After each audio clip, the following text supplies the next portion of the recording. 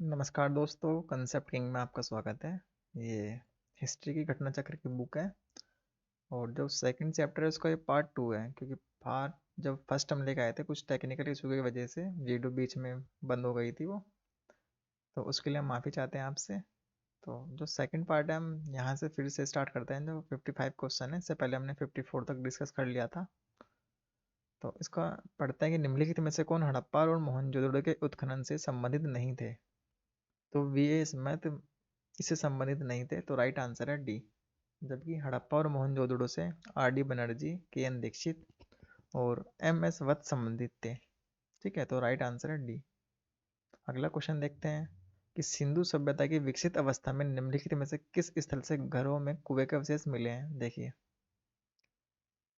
जो घरों में कुएं के अवशेष किससे मिले? देखिए, मोहनजोदड़ो से भी मिले हैं और हड़प्पा से भी मिले हैं।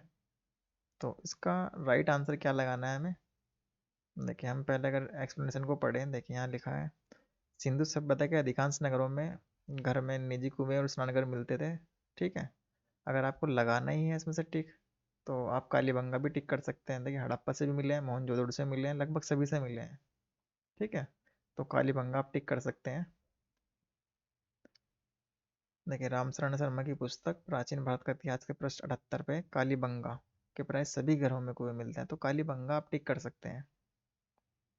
ठीक है, अगला क्वेश्चन देखते हैं। भारत में निम्नलिखित के आने का सही कालक्रम क्या है? देखिए, सोने के सिक्के, लोहे का हल, नगर संस्कृति, आहत मुद्रा के सिक्के। देखिए, इन चार स्टेटमेंट्स में पढ़ेंगे आप तो सोने के सिक्के, लोहे का हल, आहत मुद्रा, चांदी के सिक्के और नगर संस्कृति। देखिए, लोहे का हल और नगर संस्कृति एक साथ नहीं आई है। नगर संस्कृति कब आई है? सिंधु घाटी सभ्यता में।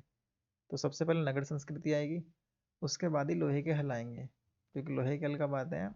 वैदिक पीरियड में। ठीक है, तो सबसे पहले फोर आएगा, तो फोर को हम सबसे पहले अरेंज करें। देखिए, फोर हो गया, फिर आएगा थर्ड।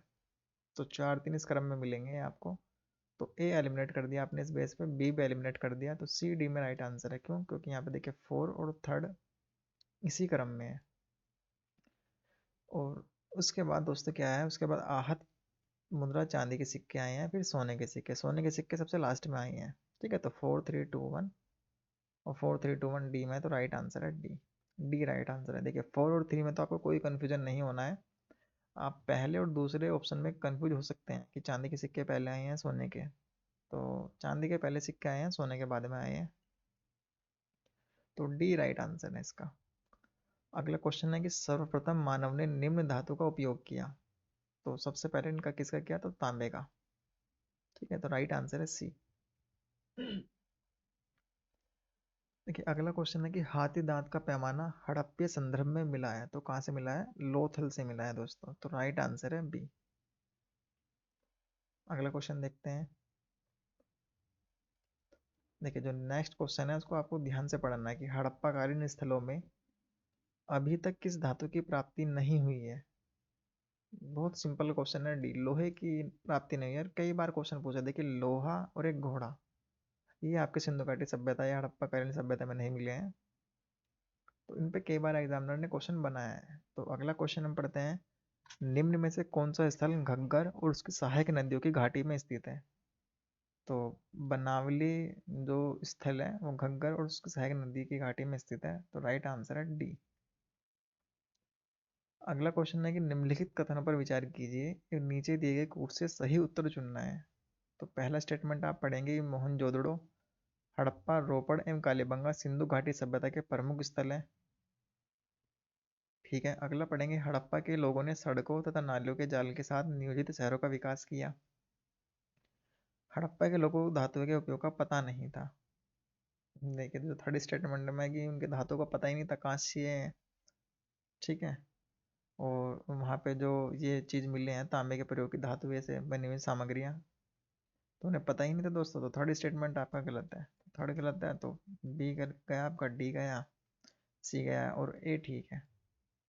सेकंड तो आपको पता ही है कि वहाँ पर सड़कें और नालियों का क्या पैटर्न था, जो आज भी दोस्तों हम वहाँ से सीखते हैं। तो राइट आंसर है आपका ए। अगला क्वेश्चन है कि मोहनजोदड़ो तथा हड़प्पा नगर अब विलुप्त हो गए हैं।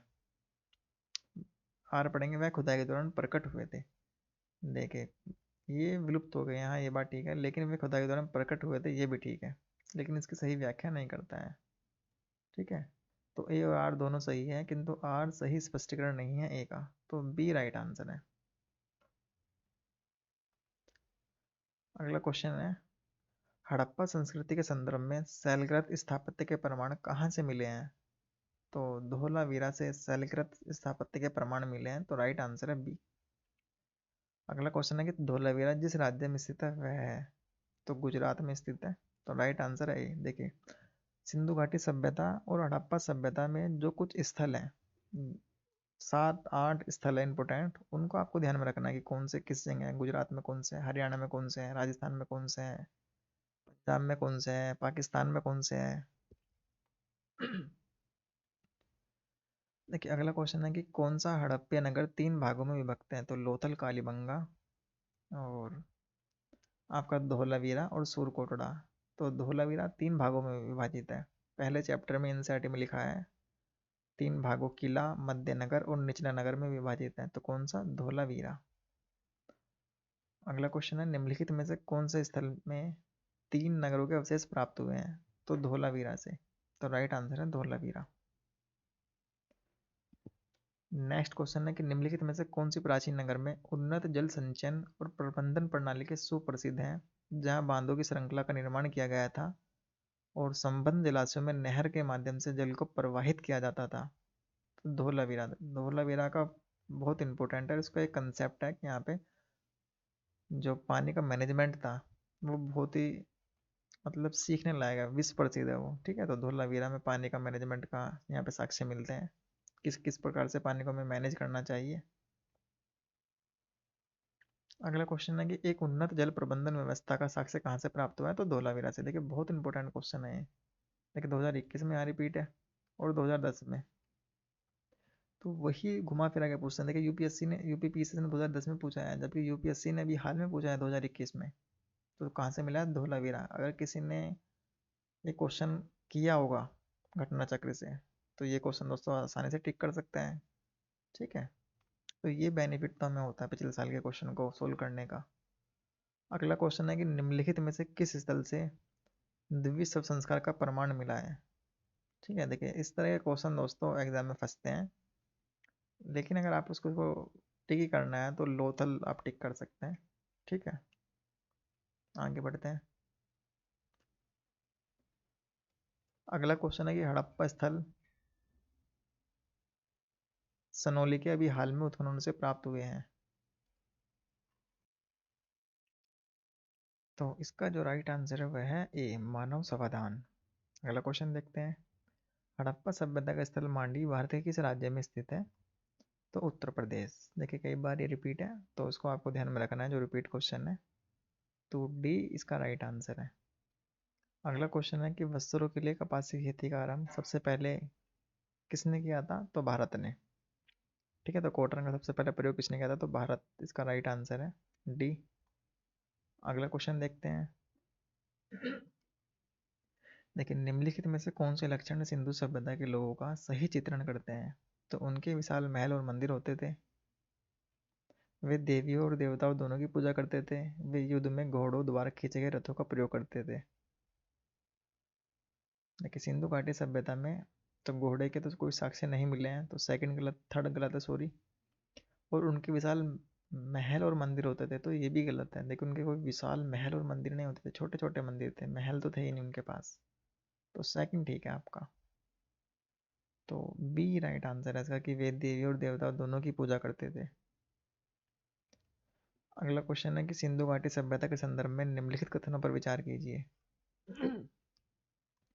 यह प्रमुखतः लौकिक सभ्यता थी तथा उसमें धार्मिक तत्व यद्यपि उपस्थित था, वर्चस्वशाली नहीं था। उस काल में भारत में कपास से वस्त्र बनाए जाते थे।